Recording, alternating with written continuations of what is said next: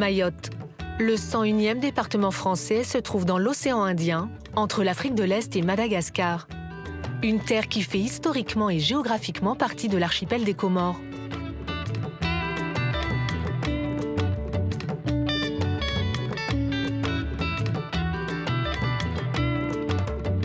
Sur ses 374 km², Mayotte oscille entre plusieurs influences. Africaine et arabe par ses origines, bercée par l'islam, l'île est aujourd'hui française. Ici, les Mahoraises, les femmes de Mayotte, ont toujours joué un rôle déterminant, comme dans les années 60. Elles menaient la lutte pour que Mayotte reste française quand les Comores revendiquaient l'indépendance. Pourtant, les femmes restent dans l'ombre des hommes. Alors, des Mahoraises ont décidé d'entrer en résistance, d'ignorer la pression sociale de cette société organisée comme un petit village. Éprises de liberté, déterminées à briser les archaïsmes pour que les Mahoraises existent, tout simplement, ces femmes sont des soldats, des sorodas.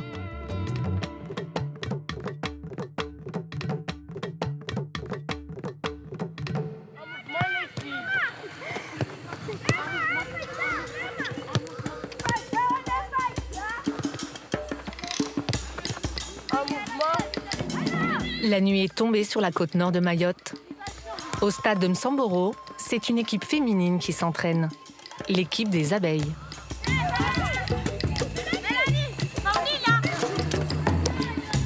Que des filles fassent du sport est une petite révolution à Mayotte. À la tête du club, Yasmina Aouni, une des figures de l'île.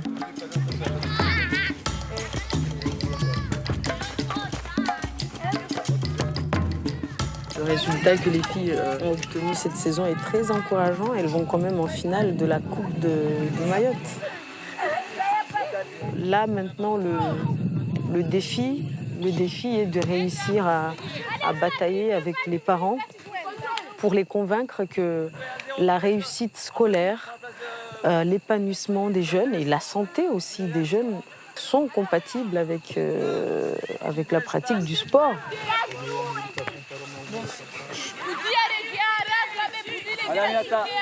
Pour venir s'entraîner, ces adolescentes bravent les interdits religieux toujours très présents. La règle à Mayotte, c'est que lorsqu'elles deviennent pubères, elles sortent le moins possible de la maison. Donc elles peuvent pratiquer du sport jusqu'à 15-16 ans. Mais c'est vrai qu'après, les parents commencent à manifester une réelle opposition. Et parfois, la pression est telle que ce sont les joueuses elles-mêmes qui décident de ne pas venir. Là, on a par exemple de très bonnes joueuses qui semblent avoir arrêté manifestement. La pression familiale y est pour quelque chose et c'est dommage parce qu'on a l'impression que quand on est une femme, on peut s'épanouir dans le sport jusqu'à un certain âge.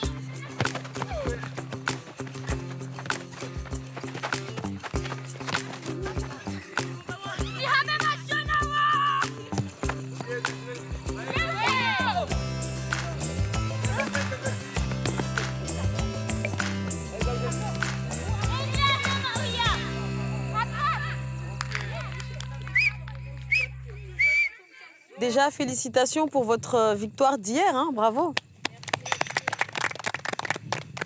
Je souhaite qu'on continue l'aventure la saison prochaine. Nous, les dirigeants, on souhaite vraiment vous garder. Là, les entraînements ne s'arrêtent pas parce qu'on doit préparer la finale. Ces derniers temps, il y en a beaucoup que je ne vois pas venir aux entraînements. Qu'est-ce qui se passe, dites-moi? Il y en a qui préparent leur stage, comme moi, comme d'hab. Quel stage? Tu es en terminale bac pro, c'est ça? D'accord. Première. Et les autres, alors, qu'est-ce qui se passe? Pourquoi je ne vous vois plus? Souvent, il y a les grandes sœurs et les grands frères qui partent en voyage et souvent, il y a que eux qui sont là-bas, qui gèrent toute la maison. Oui, donc les concernés? Oui. D'accord. Donc certaines ne viennent pas parce qu'elles doivent s'occuper de la maison, c'est ça? Faire à manger, faire le ménage, la cuisine. Comme moi, il y en a qui sont toutes seules à la maison, du coup, c'est trop occupé. Est-ce qu'il y en a beaucoup? Levez la main, celles qui n'arrivent pas toujours à venir pour ces raisons-là. Oui. Oui. C'est pas toujours facile avec notre petite île, la religion. C'est pas pareil comme en France. Là-bas, ils n'ont pas d'obligation, ils ont pas de règles à suivre. Or que nous, on est sur les bras de nos parents. Et surtout, la religion nous interdit à faire beaucoup de choses. Comme par exemple porter des shorts. Beaucoup de filles pensent faire des travaux plus tard, je serai secrétaire et tout. Mais moi, j'envisage d'être footballeuse professionnelle plus tard.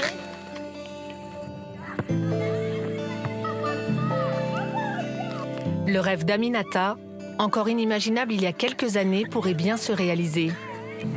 Car des Mahoraises, les Soroda, se battent pour bouger les lignes.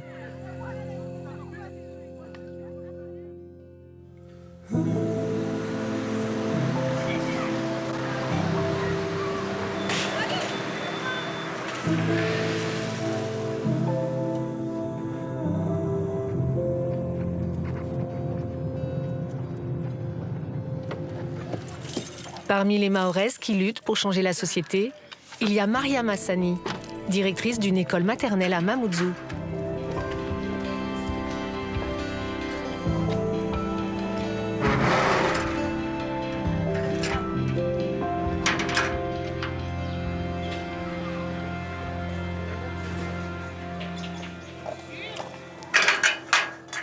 Bonjour.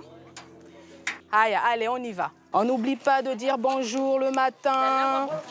Bonjour, je n'entends pas les bonjours, moi, le matin. Bonjour. Il y a beaucoup d'enfants à l'école, mais il y a beaucoup d'enfants en extérieur aussi, parce qu'on n'a pas assez de classes. C'est un gros problème parce qu'il y a des enfants qui arrivent en CP, par exemple, et qui n'ont jamais été scolarisés, voire en CM2, jamais scolarisés. Bonjour. Bonjour, et les chips là? Ah non, je ne suis pas d'accord. C'est quoi ces histoires de chips le matin? Hein? On va manger les chips tout à l'heure, d'accord? Le matin, on mange des bananes, du pain. C'est toi la maman là.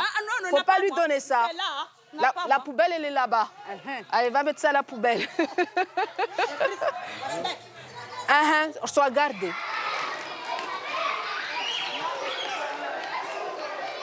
Ce sont des enfants qui vivent la plupart dans des bangas. Alors les bangas, ce sont des maisons en tôle. Souvent, à l'intérieur, il n'y a pas forcément des pièces. Et souvent, les enfants n'ont pas forcément de chambre qui leur appartiennent, n'ont pas de bureau pour travailler. Donc souvent, ce sont des enfants qui sont entassés. Donc c'est tout un travail pour leur dire que vous avez droit à la parole. Vous êtes un individu à part entière qui a le droit d'exister, qui a le droit d'avoir un avis, qui a le droit de parler, qui a le droit de s'exprimer. Voilà, c'est tout ça qu'on travaille tous les jours dans ce genre de zone. Ouais.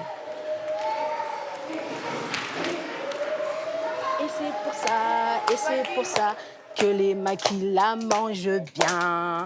C'est la salade qui fait pousser les oreilles des tortues. C'est la salade qui fait pousser les oreilles des tortues. Et on s'assoit doucement, dans le calme. Attention, 1, 2 et 3. Là, silence. Alors, moi j'ai une question à vous poser. Moi je voulais savoir, pour vous, c'est quoi un homme ? Et fort. Oh là là! C'est quoi un homme encore? C'est bien ce que tu as dit. C'est quoi un homme pour vous? Il regarde la télé. Quand il a fini de regarder la télé, il s'endort. D'accord, très bien. Et écoutez ma deuxième question. Pour vous, c'est quoi une femme? Moi, c'est maman. C'est une maman. Et c'est quoi une maman? Elle fait fait à manger avec les enfants. Avec vous aussi? Oui. C'est bien ça. Voilà. C'est vrai qu'il y a des choses qui sortent en caricature. C'est vraiment maman est à la maison, maman cuisine, papa regarde la télé, papa mange, papa dort. Papa ronfle. Et comme on l'a entendu, et c'est une réalité. C'est une réalité. Moi, je dis même que la femme est très exploitée à Mayotte. Elles font tout à la maison. Elles doivent gérer les enfants, se gérer elles, gérer leur famille, gérer le mari. C'est vous qui me l'avez dit avec vos mots, que c'est important aussi que papa et maman soient... C'est quoi le mot? Non, c'est le mot que vous m'avez dit. Ensemble. Et pareil. Pareil. Ils sont pareils. Eh oui.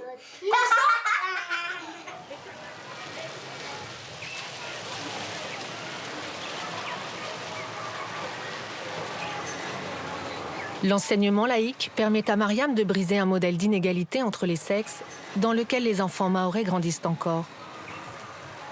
Je veux qu'ils ne subissent plus, surtout les jeunes filles, pour que plus tard, elles soient le porte-parole de l'île, des enfants, des femmes, etc. Donc on les travaille dès tout petit.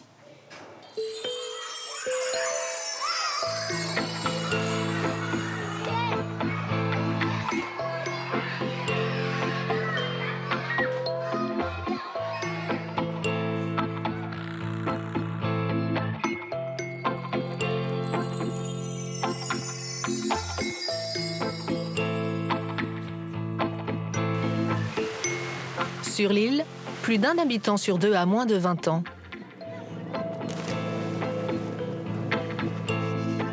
Fruit d'une triple identité, la jeunesse mahoraise est aujourd'hui tiraillée. Ballottée entre ses origines africaines qui prônent le collectivisme, l'islam qui encadre l'éducation et son identité française qui encourage la réussite personnelle.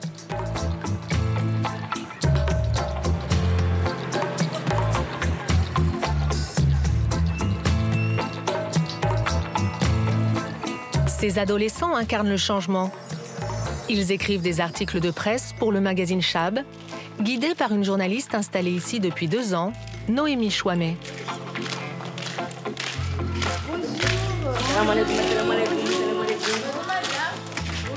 Ici, ils peuvent s'exprimer sur des sujets qu'ils n'abordent jamais en famille. Chab, c'est le journal des jeunes. Le journal pour les jeunes, par les jeunes de Mayotte. Je suis là en tant que journaliste pour aider, appuyer, aiguiller les jeunes qui veulent y contribuer, y participer. Mais c'est entièrement écrit par eux, c'est eux qui choisissent leur sujet, c'est eux qui choisissent les personnes à aller interviewer sur le terrain. Avant chaque nouvel article, on fait des réunions comme ça pour savoir de quoi on va parler, comment on va en parler et avec qui on va en parler.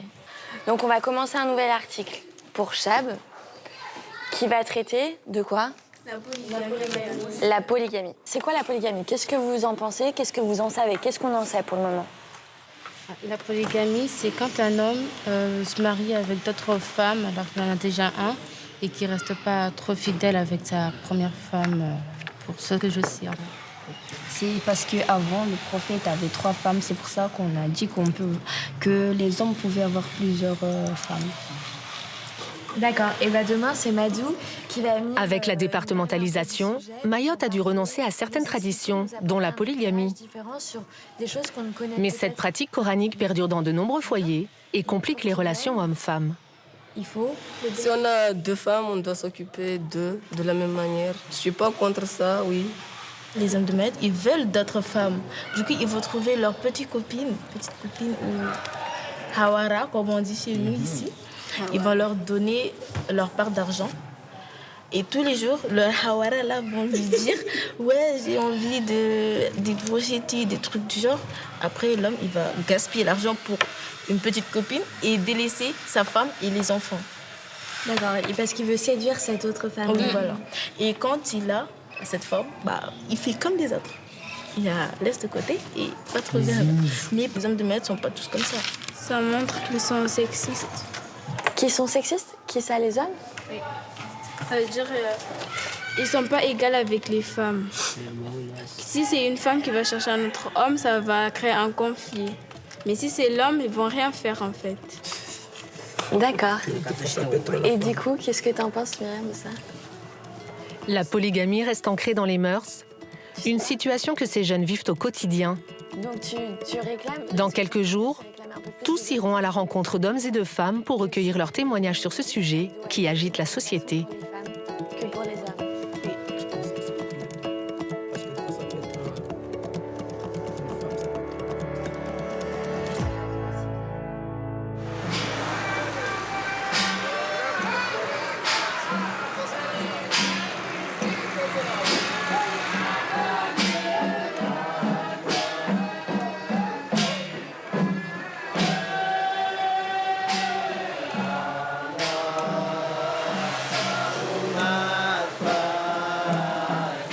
Sur l'île, les cérémonies de mariage respectent encore les traditions.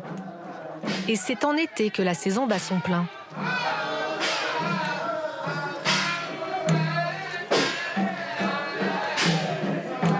Sur la côte ouest, la ville de Sada vibre ce samedi au son d'un Manzara, le grand mariage traditionnel.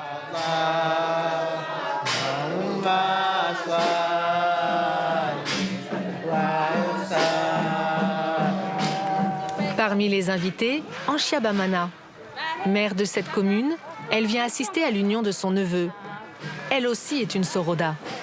Quand il y a un mariage comme ça, tout le monde vient, parce que Mayotte est petite, tout le monde se connaît. Et c'est l'occasion aussi de voir toute la famille disséminée sur tout le territoire de Mayotte. C'est un plaisir de le voir.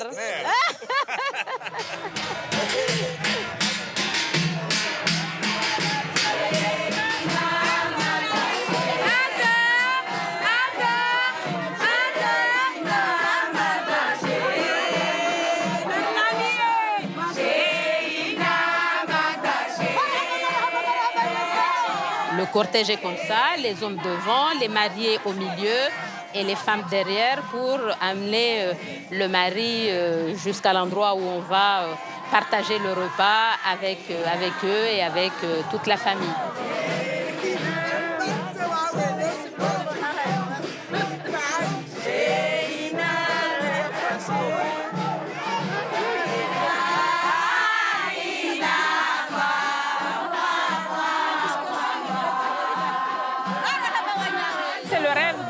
Les mamans, que leur enfant, leur fille soient mariés.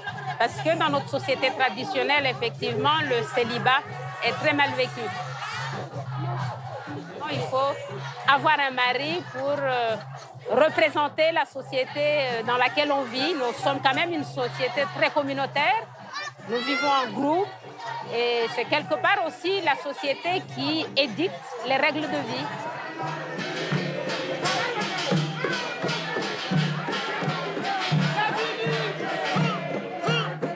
Jusque dans les années 70, les mariages étaient exclusivement arrangés. Aujourd'hui, le Manzara reste un passage obligé pour toutes les familles qui veulent respecter la tradition.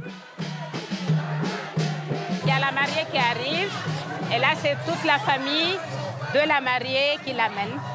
Donc là on l'a cachée, c'est sa belle-mère qui va l'ouvrir pour que tout le monde la voie.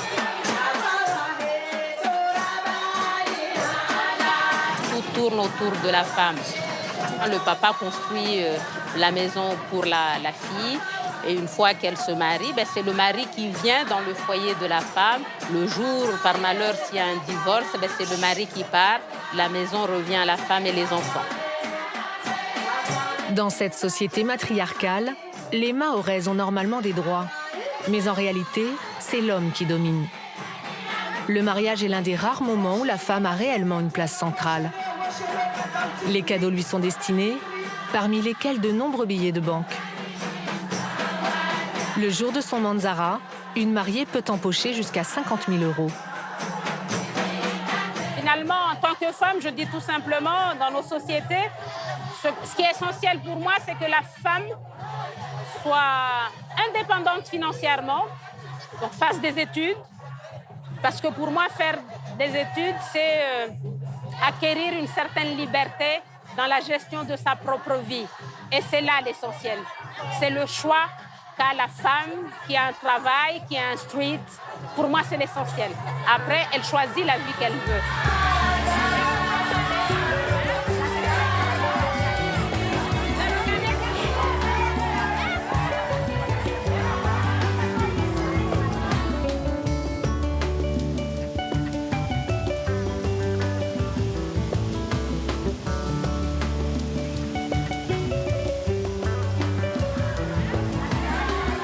À quelques rues du mariage, Anchia Bamana se rend à son bureau.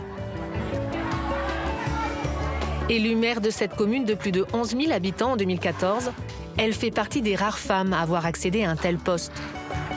Elle milite pour l'égalité des sexes. Anchia Bamana, c'est la fille d'une figure historique de l'île, l'un des grands artisans de Mayotte française. Le choix du refuge. C'est Younoussa Bamana, feu Younoussa Bamana, qui est mon père et qui est quelque part mon modèle pour la gestion des affaires publiques. Instituteur dans les années 60, Younoussa Bamana milite pour défendre les intérêts de Mayotte face aux autres îles des Comores. Territoire d'outre-mer, l'archipel réclame son indépendance en 1972, mais Mayotte, elle, veut à tout prix rester française. Et ce sont les femmes qui mènent le combat avec un mode opératoire non violent. On les appelle les chatouilleuses, un commando dirigé par Zendéré. Voilà,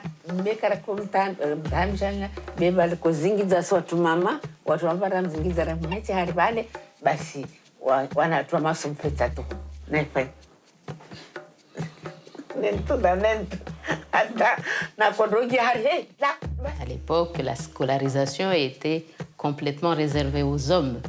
C'est pour ça que quand elles ont entamé le combat, à un moment donné, elles ont senti la nécessité d'avoir des personnes qui, à l'époque, avaient la chance de maîtriser le français tout simplement, dont mon père, Younoussa Bamana.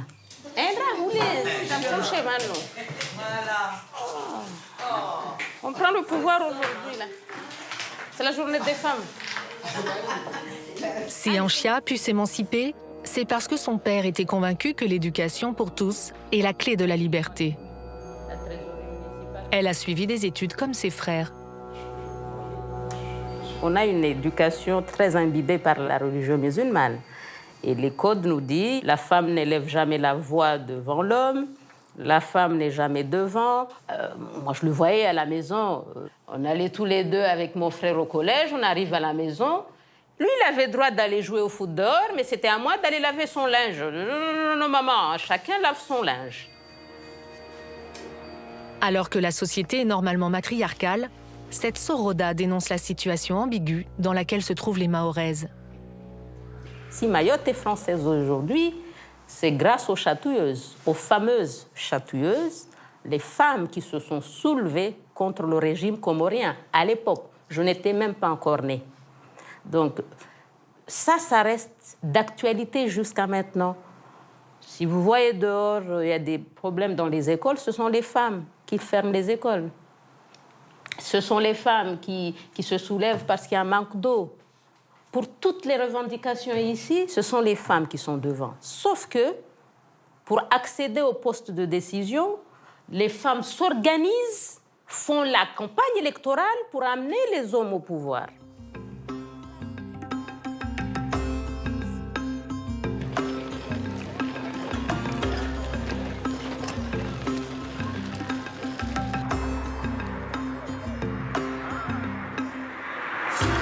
Dans la maison historique des Chatouilleuses, se rassemblent encore aujourd'hui des Soroda. Au sein de l'association Les Femmes Leaders, elles se battent également pour améliorer la société. Parmi elles, d'anciennes chatouilleuses, toujours en tête des luttes. Et pour seule représentante de la jeune génération, Yasmina Aouni, la présidente du club de foot de Msamboro.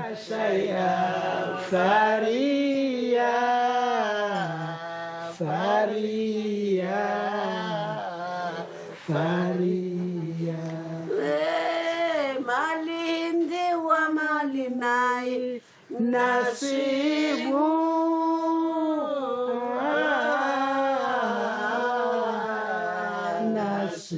Ce que j'aime bien avec mes mamans, c'est qu'elles sont assises là, calmes comme ça.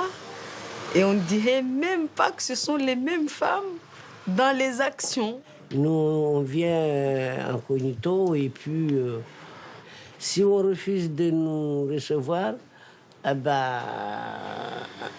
on persiste, on reste jusqu'à ce qu'ils s'énervent et qu'ils nous reçoivent. Yasmina est la porte-parole de ces combattantes.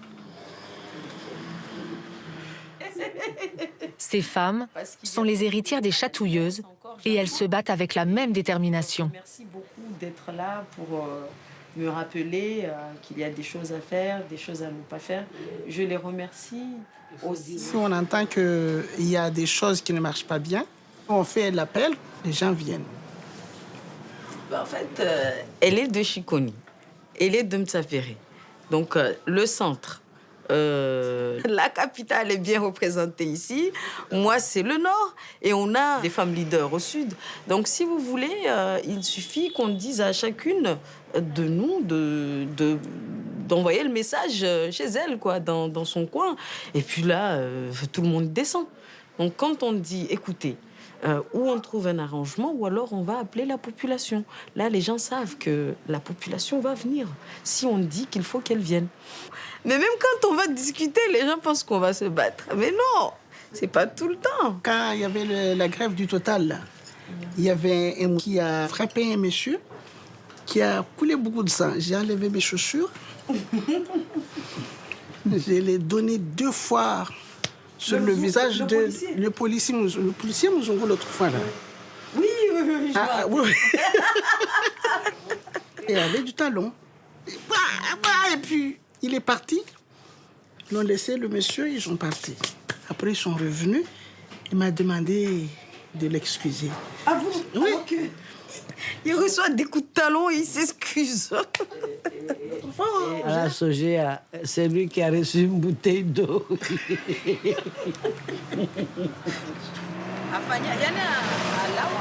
Ces Mahoraises incarnent une image légendaire de combat et de liberté. Comme aujourd'hui à Mamoudzou, où elles viennent forcer la porte du vice-rectorat pour exposer leurs revendications.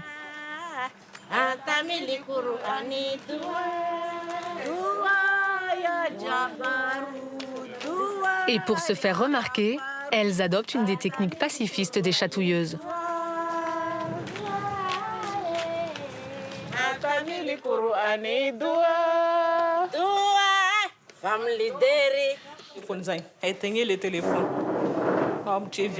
Une stratégie qui fonctionne, car elles sont rapidement reçues par le vice-recteur. Les femmes leaders réclament notamment plus de place dans les écoles. L'échange se fera sans notre caméra.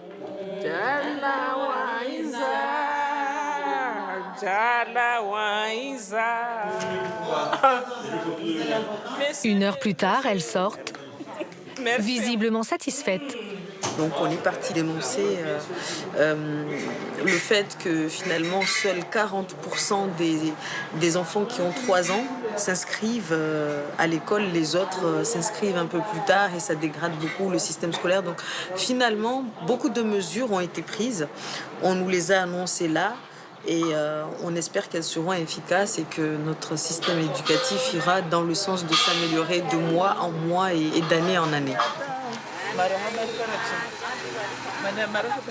Vous savez, les partisans du combat Mayotte française se faisaient appeler les Soroda, c'est-à-dire les soldats. Ce sont mes mères et je suis leur fille. Donc forcément, en leur présence, je dois observer. Elles sont encore en train de me transmettre beaucoup de choses à travers leur posture, à travers leurs propos, à travers leur silence aussi.